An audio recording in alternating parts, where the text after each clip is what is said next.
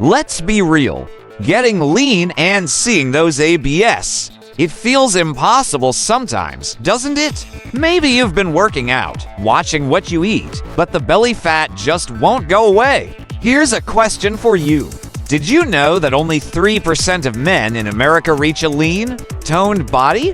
That's right! A study found that 97% of men have more body fat than they'd like, with the average around 27%. Even more shocking, fewer than 0.1% of men have a low enough body fat percentage to really highlight their ABS. So statistically, it's easier to become a millionaire than to have those six-pack ABS you see on social media.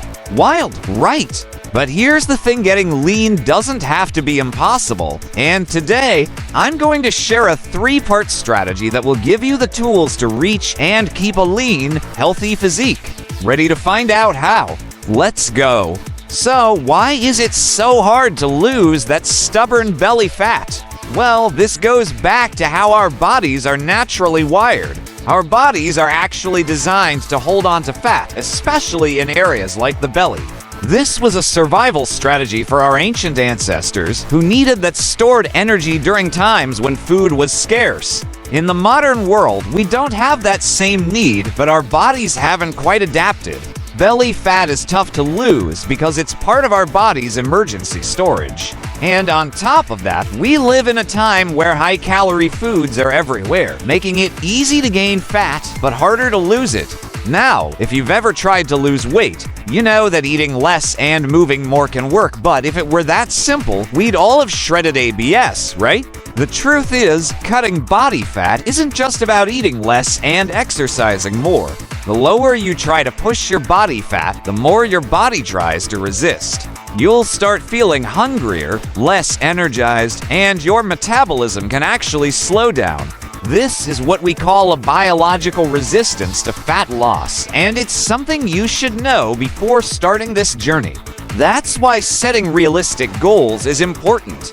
Most people don't need to get to 10% body fat to look lean, and fit around 15% is a much more realistic goal for most people. And it's a level that you can maintain without feeling like you're starving.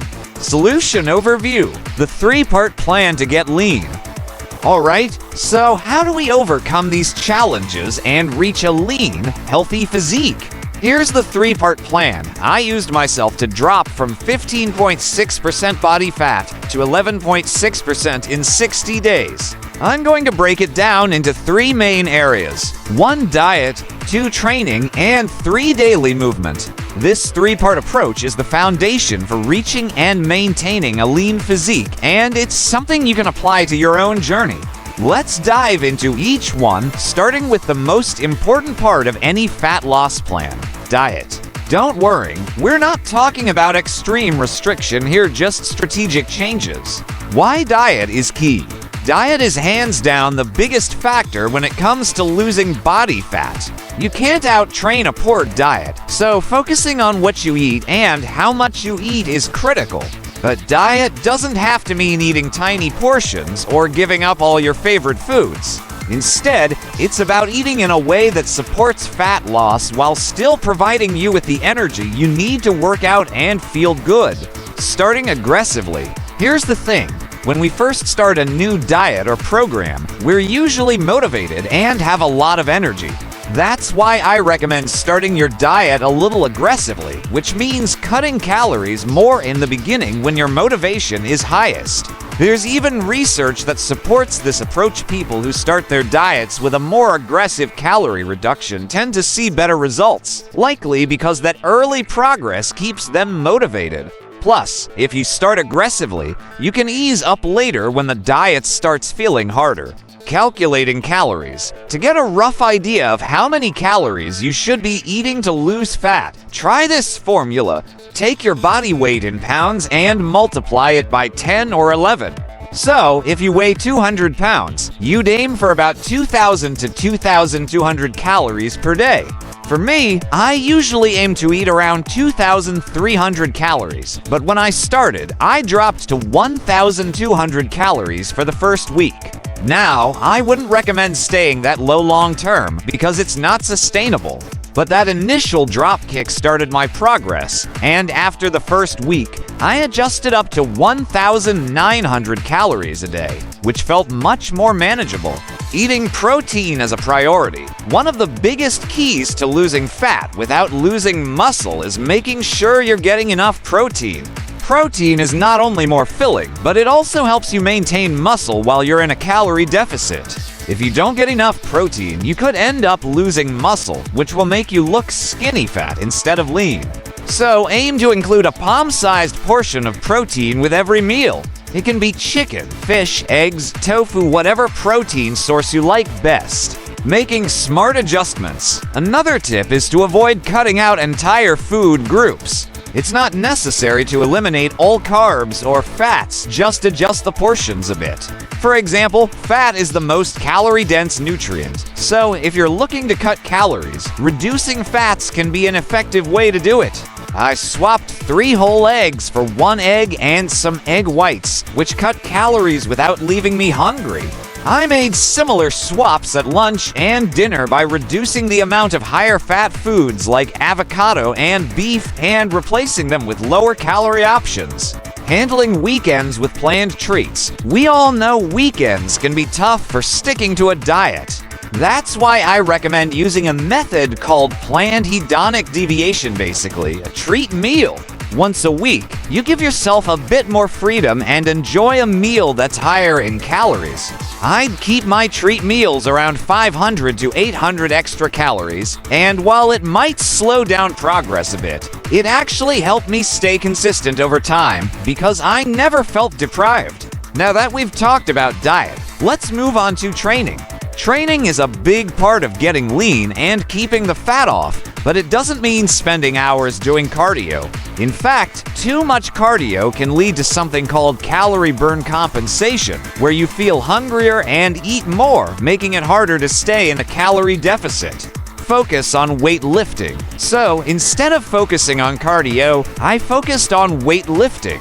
Weightlifting is essential because it helps you maintain muscle, which keeps your metabolism up, allowing you to burn more calories throughout the day. Plus, building muscle will help you look more defined and lean. Adding extra volume for stubborn areas. Here's a little trick if you're worried about losing muscle in areas like your chest, shoulders, or legs. Try adding a bit of extra volume. Volume means doing a few more sets than you normally would. For example, instead of 3 sets of a chest exercise, do 4 or 5. This will help keep those muscles strong and defined, even as you're losing fat. Finally, let's talk about the last piece of the puzzle, movement. This doesn't mean intense cardio every day. Instead, we're talking about simply adding more movement into your daily routine in a way that feels manageable. Using steps as a calorie burn booster, one of the best ways to burn extra calories without feeling like you're doing intense cardio is by tracking your steps. Walking is low impact, and it won't make you feel hungrier like high-intensity cardio sometimes can. Start by tracking how many steps you're already taking each day. Then, try to increase it by 1,000 to 2,000 steps. For example, if you're averaging 4,000 steps, aim to reach 6,000. This may not sound like much, but even a small increase can lead to an extra pound of fat loss per month, making it fun and sustainable. And here's a tip to make it sustainable. Find ways to make walking enjoyable. You could listen to an audiobook, call a friend, or even use it as a time to plan out your day. I aim for around 8,000 steps a day, which doesn't feel overwhelming, but keeps me active and burning calories without traditional cardio. So, let's do a quick recap. The 3-part approach to getting lean is 1. Starting with an aggressive diet and then easing up to focusing on weightlifting to maintain muscle, and 3. Adding more daily movement with steps instead of traditional cardio. By following this approach, I was able to drop from 15.6% to 11.6% body fat in just 60 days, and I didn't have to give up the foods I love or skip out on social events. And now, it's your turn to start. If you found this breakdown helpful and want more practical advice, make sure to subscribe to Simple Workout Space, like this video if it gave you some insights, and comment below with any questions or challenges you're facing. I'm here to help, and remember, getting lean is achievable with the right approach and a little bit of patience. Let's get lean together. See you next time.